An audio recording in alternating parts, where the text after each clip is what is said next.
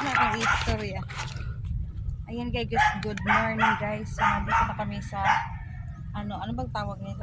Hunasan. Hunasan. Kaya manguha kami ng kinhasot, mga seashell kasi wala kaming ulam. So ito yung mga tinatawag na tapok-tapok. Kung sa Tagalog naman, suso. Butang Ayan, na ito suso. So ayan na yung mga nakuha namin. Meron na kaming konting nakuha. Ayan.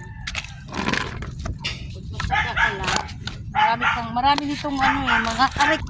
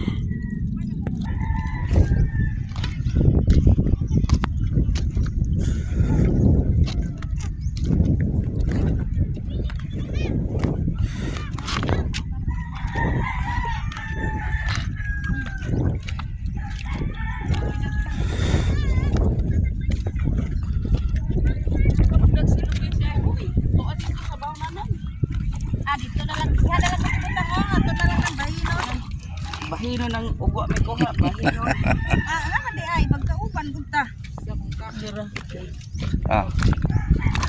Yan. Muni mong kuha guys oh.